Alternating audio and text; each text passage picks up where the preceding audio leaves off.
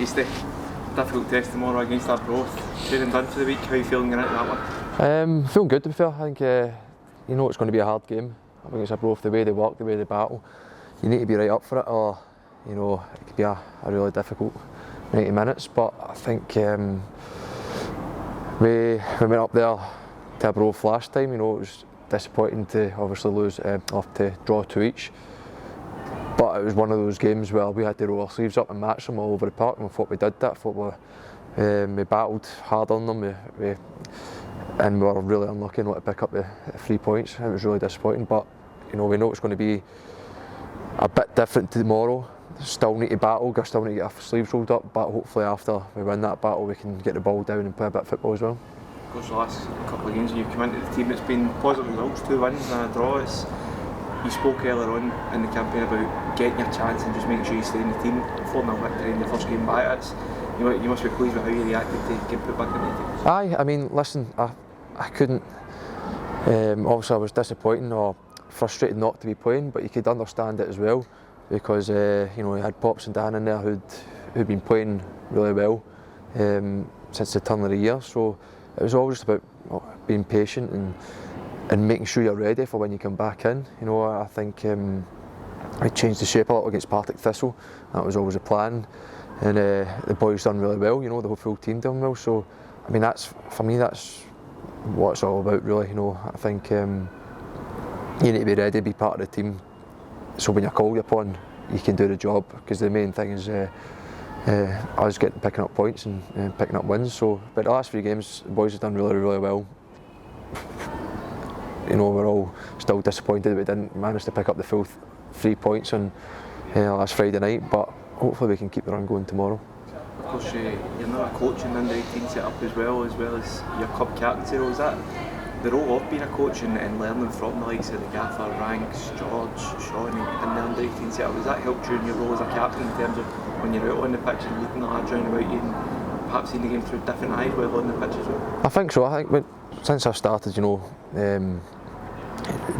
doing a bit of coaching and try to get my qualifications and all that, I think you do start looking at the game a bit differently. I think it's really, really helpful, especially with the younger players we've got in the team. You know, I think you're always, you know, aware of they need help and how you can, you know, help them develop and how you can help them during games. So, I mean, it's been big for me, but it's something that I've really been enjoying. And as you say, the people you mentioned there, the Gaffer, Ranks, Gio, Sean Crichton, they've been massive for myself, experience and getting better as a coach. But you know, hopefully the things that I bring are helping the boys as well.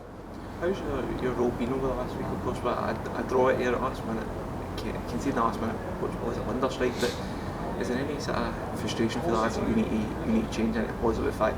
There is positives to take from it, make sure they take that and learn from the lessons in training and looking ahead to games like that. I think so. I think you always want to look for positive, of course, but it's also important, even if there are negatives, as long as there's something you can work on and you know it's constructive, it is important that you try and fix these things. I think, I mean, the boys were all obviously gutted to lose that last minute goal. I mean, in the changing room we're speaking about things, ways we could stop it. You know, we've done the video during the week and things we can maybe do a little bit differently. So I mean, it's not all about just trying to focus on the positives, but if there are negatives, it's things about how can we stop that from happening again, how can we work on that, which I think is the right thing to do. So I mean, it's not been too much of a problem because I think the boys, they're always looking forward, they're always looking at how we can go and pick up these next 3 points and climb up the table. So it is a good group to work with. But I mean, it was disappointing to have that, but I don't think it's not been lingering, should I say, for the team. Of course, you get Andy Linton in the team, came through the academy, 3-3s in good form at the right time of the season, with only a couple of games left in the regular season. And that's brilliant for Andy. He's been probably similar to myself, what we were saying. He's been patient, he's kept himself ready. I mean, we all know the qualities Andy's got. We get to see it every day. His finishing is brilliant, but he works, even apart from that, he works so hard. He's got really good quality, technical ability. And I think you've really seen that over the last few games. He's been absolutely looks superb. So, I mean, as I said, he's been patient, he's kept himself ready, so I'm really delighted with he's managed to go on a wee scoring streak, and hopefully he can keep that going.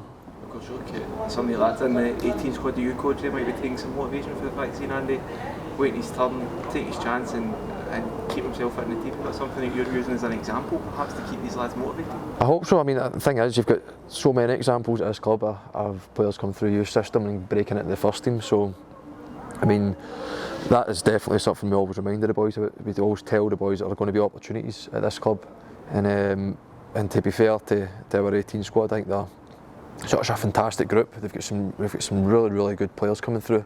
Some of them have had the opportunities to train with the first team, to play in reserve games, and I think that's been massive for them. But as you were saying there, to see academy boys doing well at first team level, you know, it's got to be motivation for these boys as well. But